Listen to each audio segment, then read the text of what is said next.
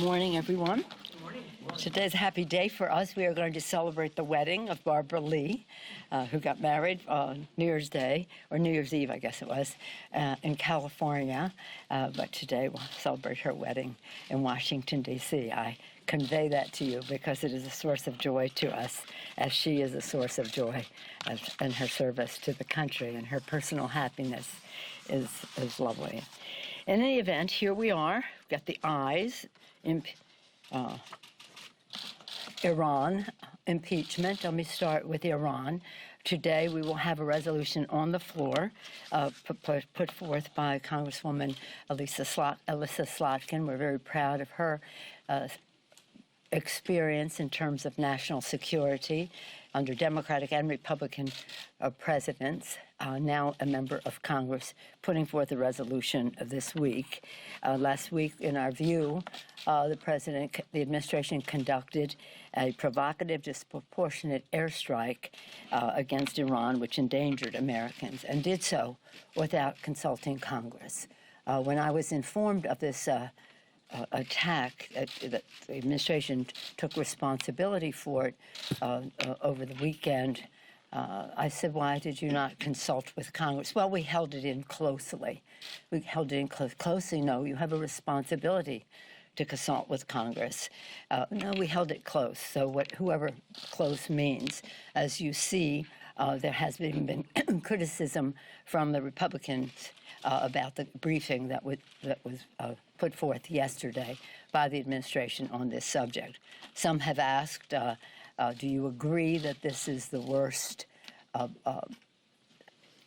intelligence classified briefing that Congress has received from this administration? As some of you have heard me say, there is stiff competition for that designation of worst. So here we are to protect American lives and values. We are passing today a war powers resolution to limit the president's military actions. The administration must de-escalate and must prevent further violence. America and the world cannot afford war. Some of you have heard me say that in December I took a bipartisan delegation to the 75th anniversary of the Battle of the Bulge. It was just so remarkable to meet our VIPs, were our veterans who served at the Battle of the Bulge, some of them also at Normandy. Imagine the courage, teenagers, most of them at the time.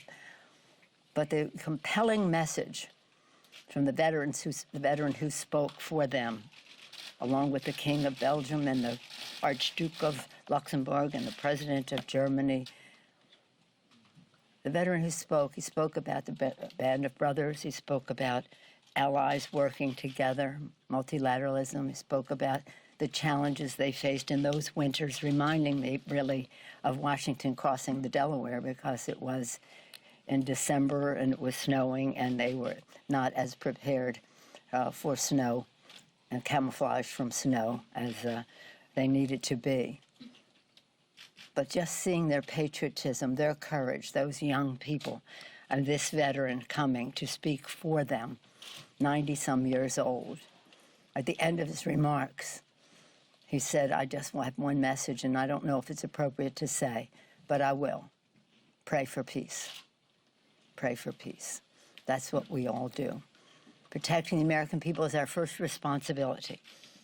Protect and defend, an oath we take, not only of our Constitution, but of the American people. Pray for peace. That's what we must do. And so what happened, in the view of many of us, is not promoting peace, but an escalation. Not that we have any confidence in the goodness or the good intentions of Iran. And we certainly do not respect, and I, from my intelligence background, know just how bad Soleimani was.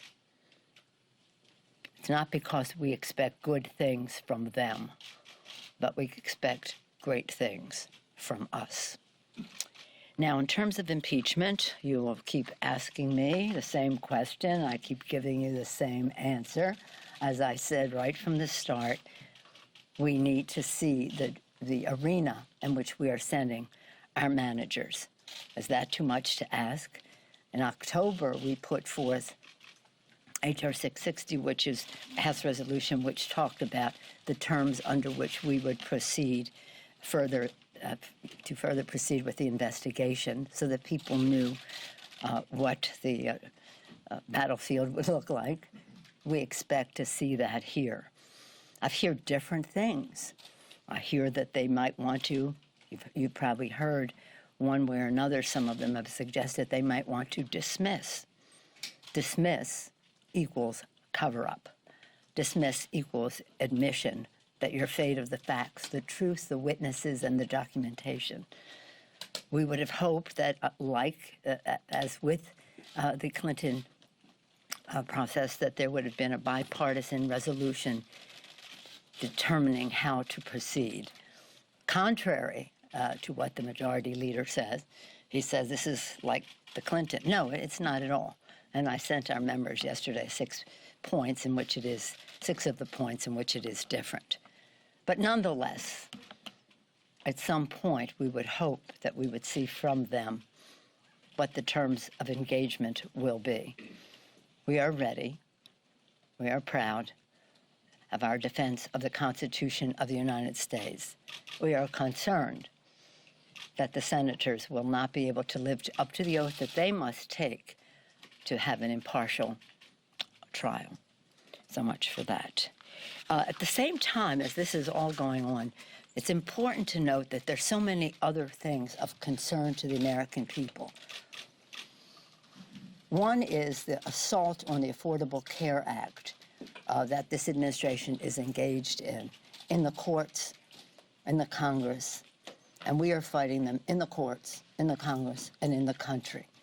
But right now, they are in the court. Instead of defending the law of the land, as is the responsibility of the Justice Department, this administration is fighting the law of the land. That means benefit for pre-existing conditions, no lifetime limits or annual limits, child staying on your policy till 26, being a woman no longer being a pre-existing condition. The list goes on and on that they want to tear down.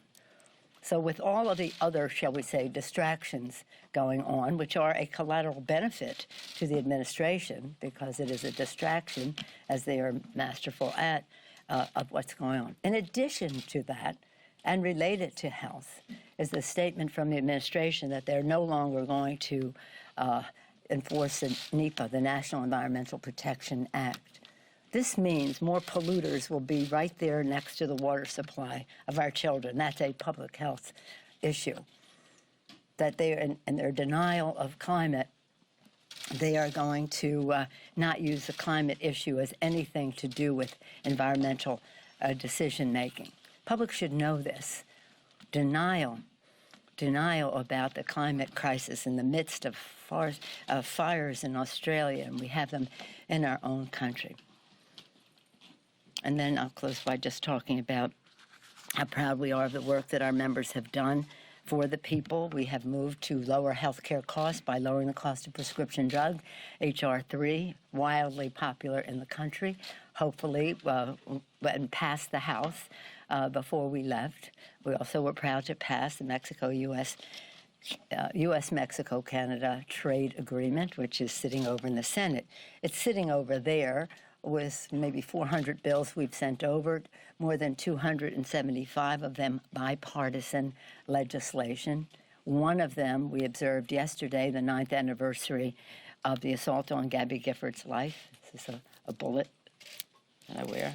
That's of the highest priority, because if they would pass this bill, it would save lives, the bill to have sensible background check legislation. So again, we're proud of our legislative agenda to lower health care costs, keep the American people safe, build bigger paychecks by building the infrastructure. And this coming week, in the next period of time, our chairman, led by Peter DeFazio, Chairman DeFazio of the Infrastructure and Transportation Committee, will be putting forth our most current initiative on I say climate because you can't do infrastructure without having a recognition of resilience and green technologies. So that's where we are there. Now, today, We again send sad condolences to the person who lost his or her life in Puerto Rico, others whose homes were damaged. We call upon the White House to stop its unlawful withholding of funds from Puerto Rico.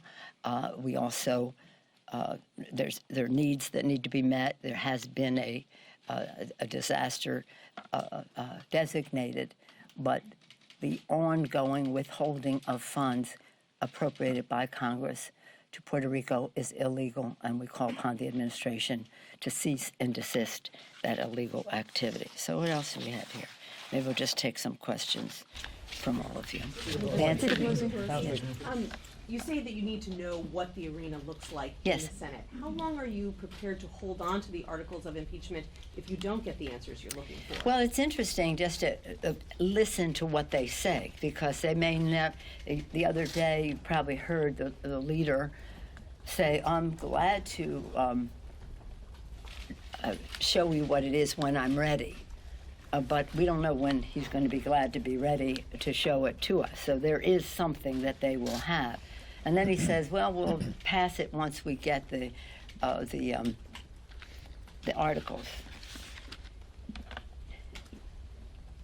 In the past few weeks, since we've had this, shall we say, impasse, because they won't reveal the terms of engagement, many things have been accomplished that are collateral benefit to the discussion. And they relate to, on December 20th, new emails showed that 91 minutes after Trump's phone call with the Ukrainian president, a top OMB aide asked DOD to hold off on sending military aid to the Ukraine, directly related to that call. On December 29th, was public revelations about Mulvaney's role in the delay of the aid, the effort of lawyers at OMB, DOJ, and White House to justify the delay, and the alarm that the delay caused within the administration, because everyone was not in agreement. Last Thursday, newly unredacted Pentagon emails exposed serious concerns by administration officials about the legality of the president's hold on the aid, legality of the president's hold on the aid to Ukraine. And just this week, Bolton announced that he would comply with a subpoena compelling his testimony. His lawyers have stated he has new relevant information. These and other of our investigation and our articles necessitate a fair trial with documents and witnesses. They don't want documents, the documentation.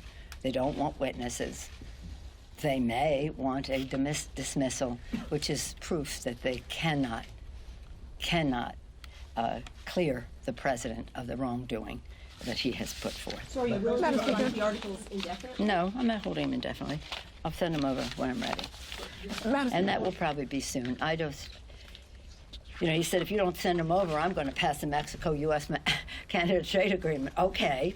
But no, we want to see what they're willing to do and the manner in which they will do it. But we will not let them say, oh, this is just like Clinton, fair is fair. It's not.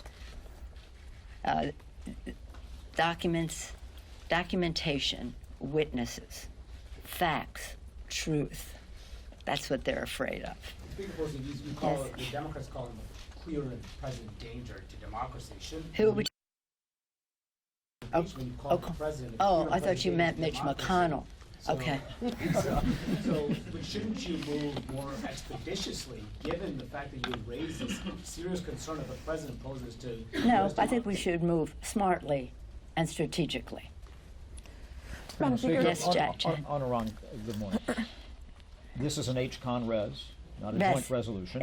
A concurrent resolution. Right. Yes. There's been some criticism from both sides that this should be binding. I know there's some parliamentary questions about it being privileged over there, but why not make this with real teeth to make this like an AUMF? This is with real teeth.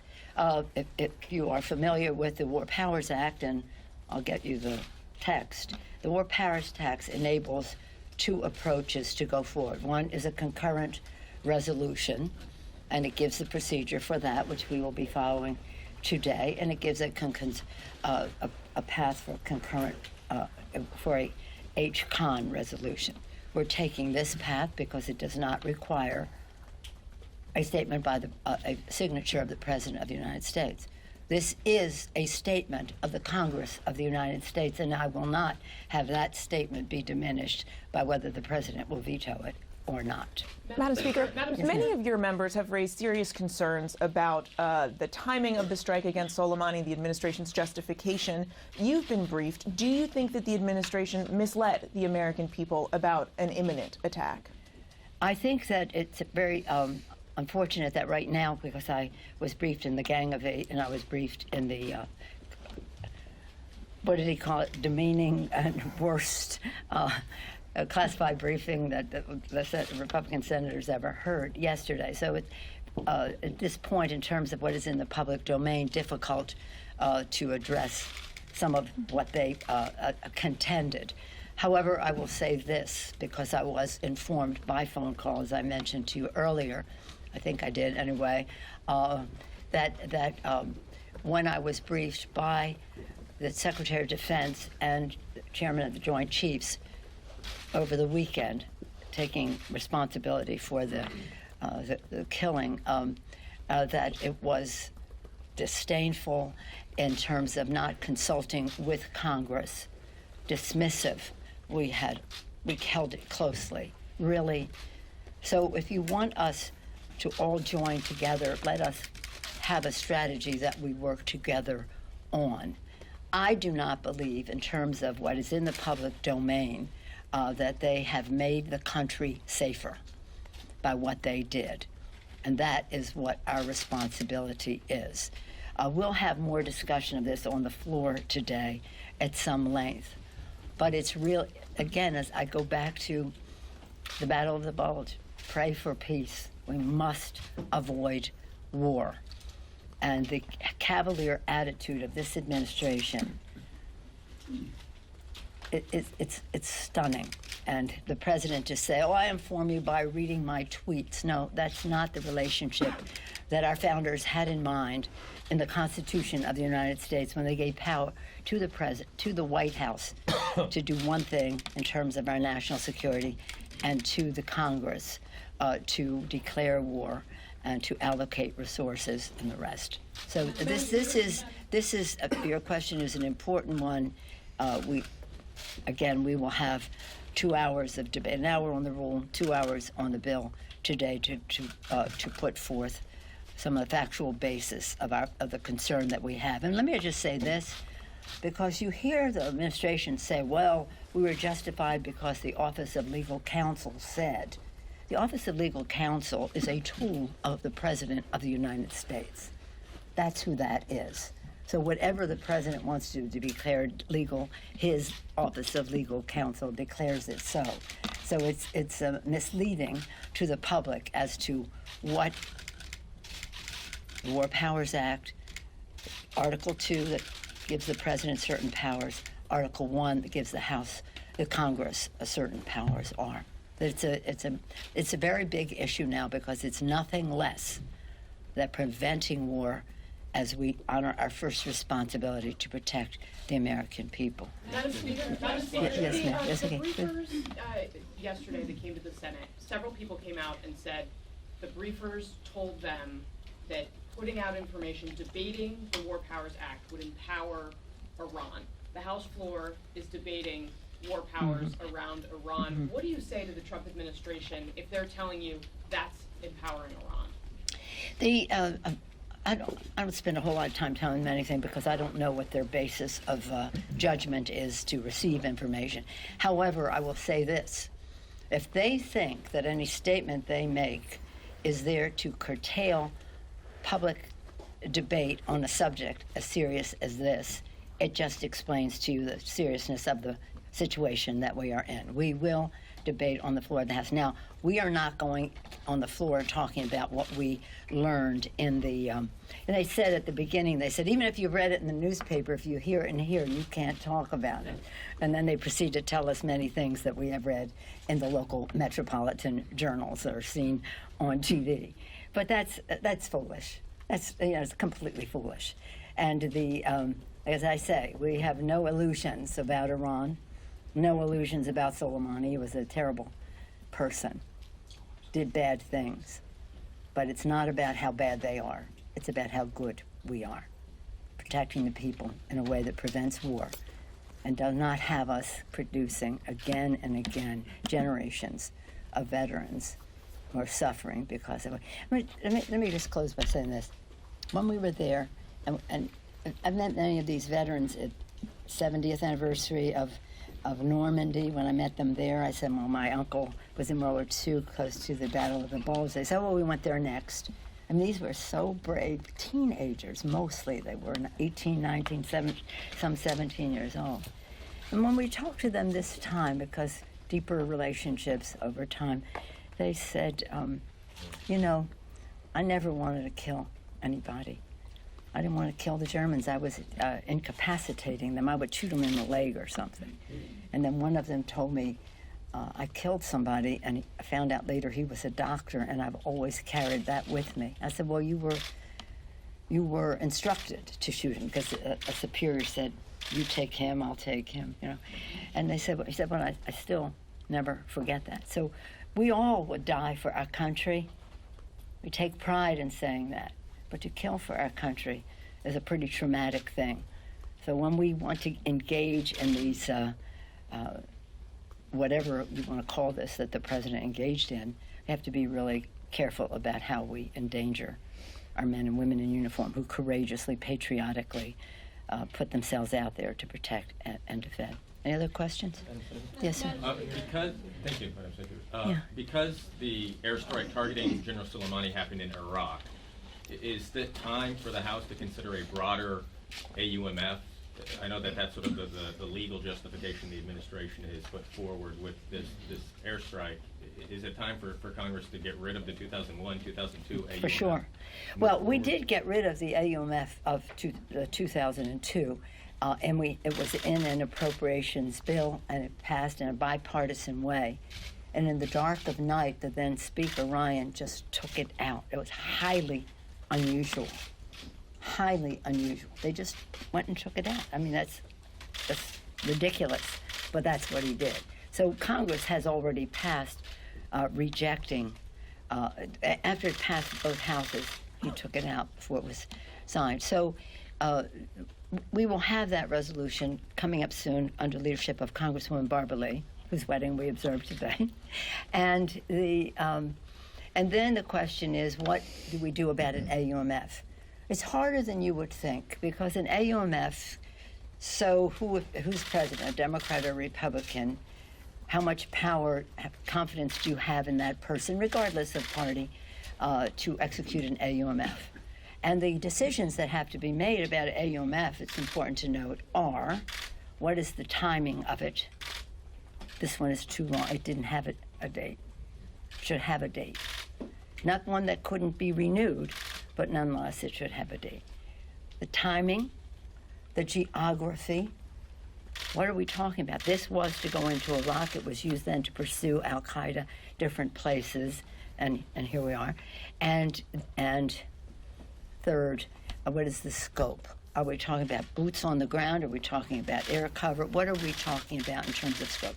So timing, geography, and scope.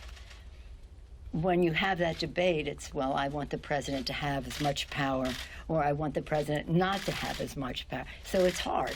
It's harder than you would think, but we have to do it. And when we do it, we have to have it with enough time that is realistic militarily, but also not endless, so that we're in a situation that we're in now. So to your point, the argument would be made that putting the shoe on the other foot, if the United States had a high level, maybe the second most important person in the country, assassinated wherever, the United States might consider that an assault on our country, right? And the Iranians might as well, even though this took place at the Iraqi airport. And so it's foggy. There are those who think, well, it was in Iraq, so it counts. Or it was an assault on Iran, so it shouldn't count. I don't think there's anybody who thinks that AUMF would apply in Iran. To your other point on it, though, it is it needs to be addressed, rewritten, because we have to have an authorization of use of military force specific to the danger that we are addressing. One last question, Ms. Smith. You had mentioned the Clinton impeachment trial agreement, the need for witnesses and documents. What other details specifically are you waiting to hear from Senator McConnell? And why not fully turn over these negotiations now to Senator Schumer? Well, they are in the Senate hands. This is the Senate, and they have tried to have a bipartisan approach to how they would conduct the investigation as what are we calling it? The trial, conduct the trial.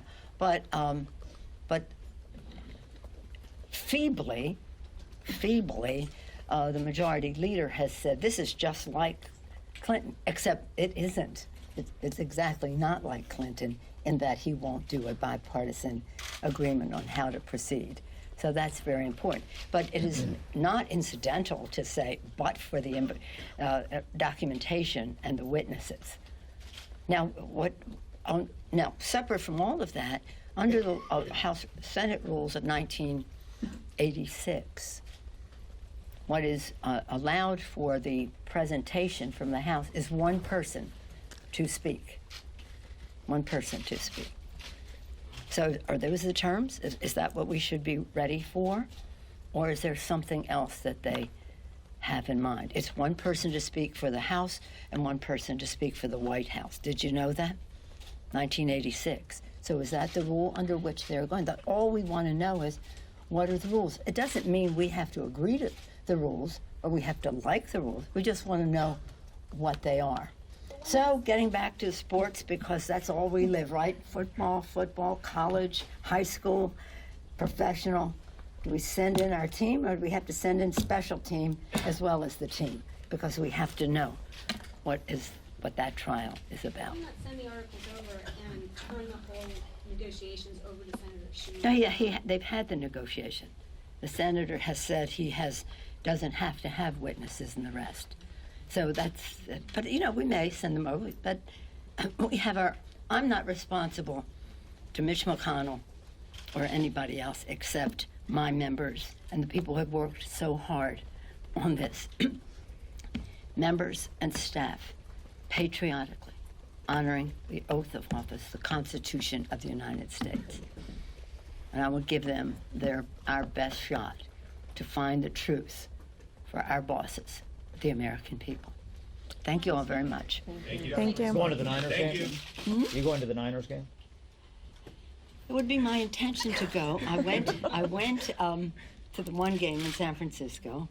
We watched all together the second game in Seattle. I have, unfortunately, responsibilities to save our country from peril this weekend. So I have on my Democratic, wearing that hat of political leader this weekend. So my family will enjoy our season tickets at the 49er game. And then next week, get one game at a time. And then we'll see about Baltimore-San Francisco Super Bowl. Well, we've had the Baltimore-San Francisco Super Bowl, and that was hard because I had been rooting for both teams all along, right? And again, going to the 49er games and watching the Baltimore games on TV right there at the stadium. So what happens is they both win. Nobody was in a more difficult situation than I, the mother of the coaches, brothers coaching the teams. And then you saw what happened at that game. But the D'Alessandros from Baltimore came all dressed in purple, and the Pelosis from San Francisco all came in red, and we had a lovely family reunion. This time, I hope that we'd get a similar result, that we'd have both teams in the... I already, because of my, shall we say, responsibilities to win the House for the Democrats and hopefully the Electoral College for the American people, I was scheduled to be in Florida that weekend. So I'm all set. I'm all set, one way or another. Do you think Harry and Meghan will move to California? Who knows? We're talking about Tom Brady. I mean, who knows? Who knows what happens with all this? But isn't it interesting? And it's wonderful because it's so unifying. You know, everybody, whatever your politics or whatever, forget it.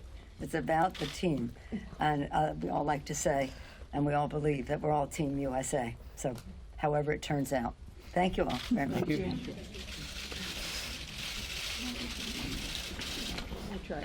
That was amazing. Really hoping.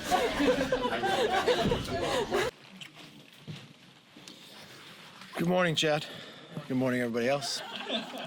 He just corrects me every time if it's not. All right, we're in our first week back in session of a new year, and the majority in this House is really only focused on two things. First, stalling of their self-described urgent impeachment, and secondly, blaming America for Iran's escalation. Now, let's first talk about the impeachment. When you sit and read and listen to lawmakers in Speaker Pelosi's own party, have no idea what she is doing. Senator Feinstein, the senator from California, my senator and Speaker Pelosi's senator, but she's even more. She's the hometown senator for Nancy Pelosi. She said, the longer it goes on, the less urgent it becomes. So if it's serious and urgent, send them over. If it is not, don't send it over. Chairman Adam Smith, Speaker Pelosi's own chairman on armed services, at 9:35 this morning, he said, it is time for Speaker Pelosi to send the articles of impeachment to the Senate.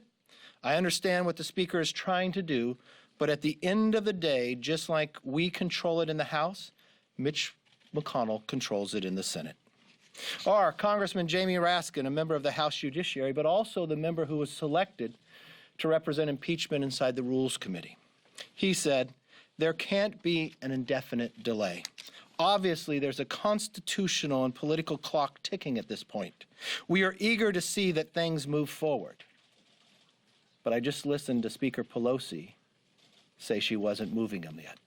I'm not sure if she's just embarrassed of the work that's being done or if she lied to us about being it's urgent. On Iran, yesterday the president confirmed he was focused on de-escalation and defending the American people. Instead of working with the administration to make America stronger, Democrats are working against us to make us weaker. Make no mistake, today's war powers resolution cannot become law. By definition, it will never be sent to the president, and it will never limit his constitutional authority to defend the American people. It is a concurrent resolution. This is the type of resolution that we invite the soapbox derby to the Capitol. This is a meaningless vote that only sends the wrong message that the House Democrats would rather stand with the socialist base than stand against Iran.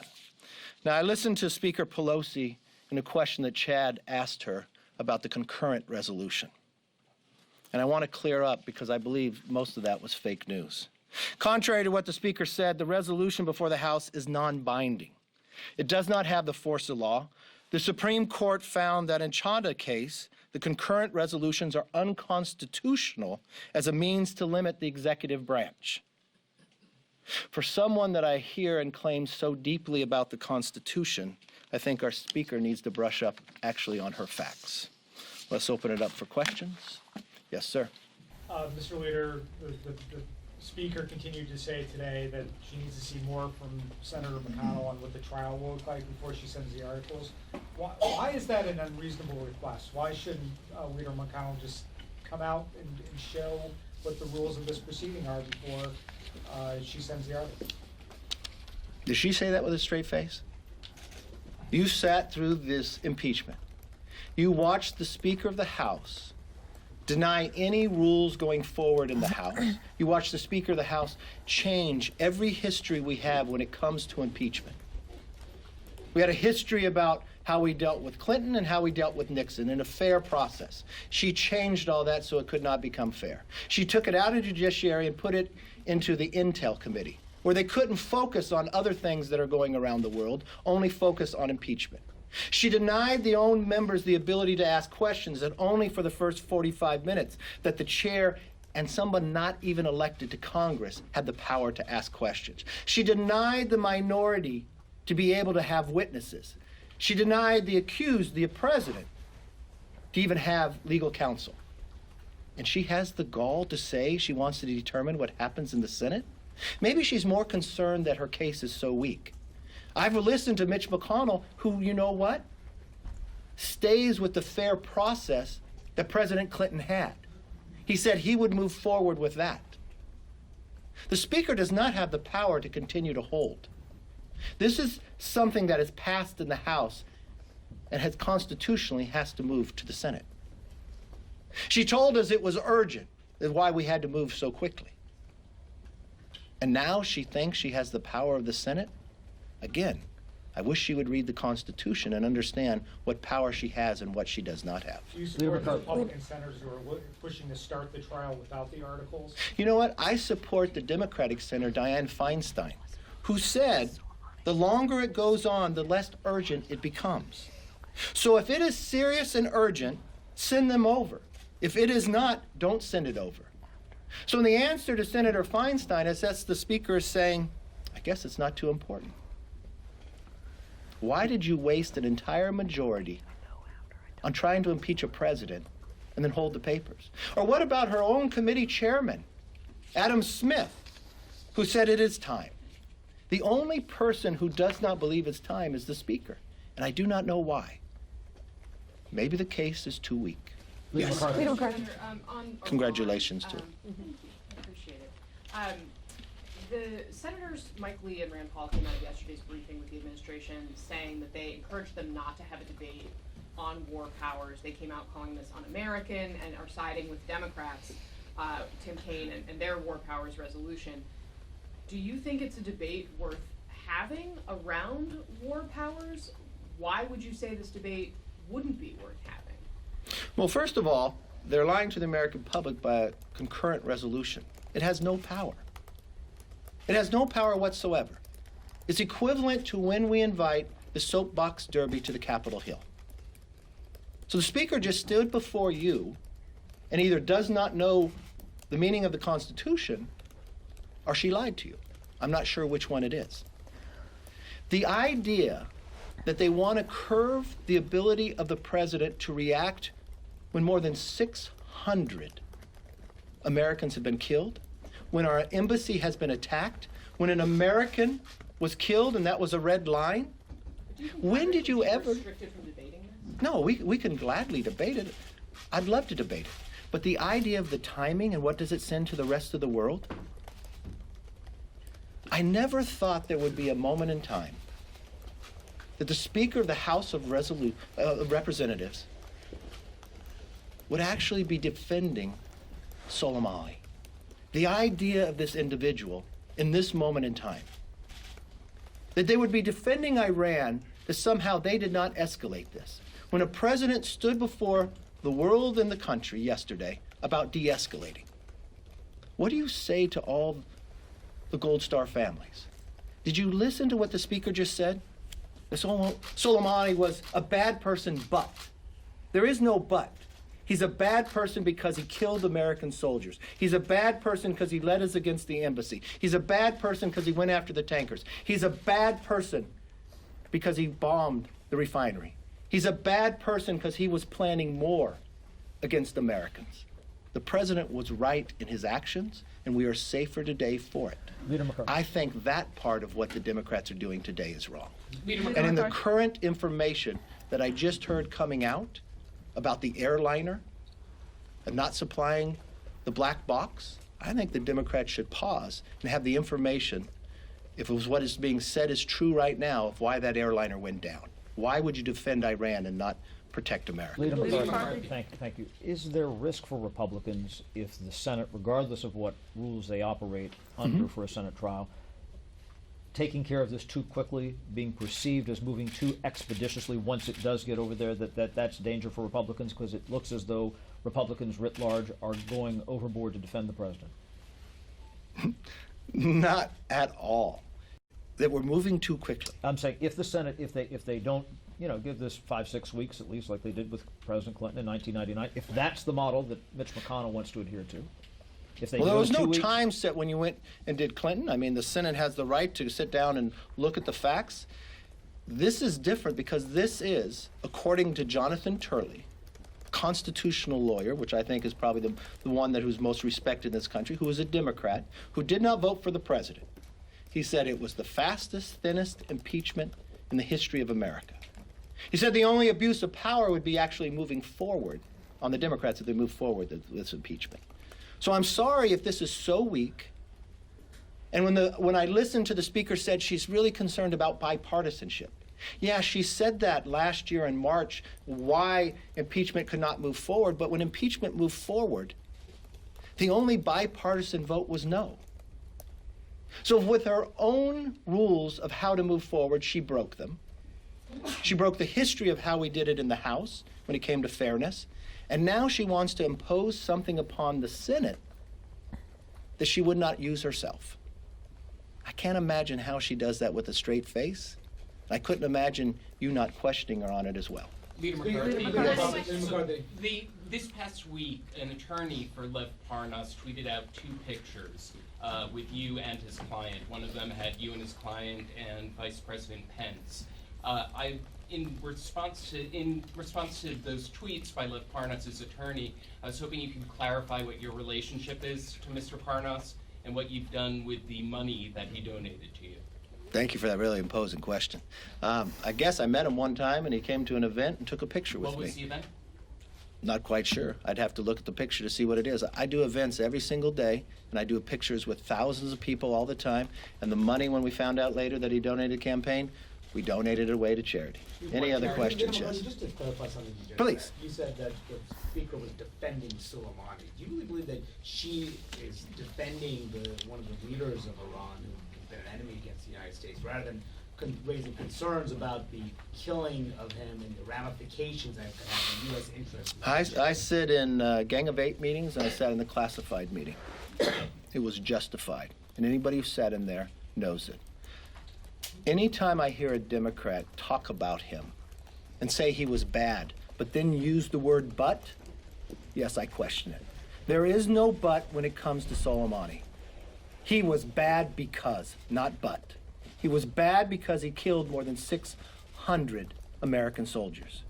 He was bad because of the attacks and the American citizens he killed. He was bad because he went after our embassy. He was bad because he was planning to kill more Americans.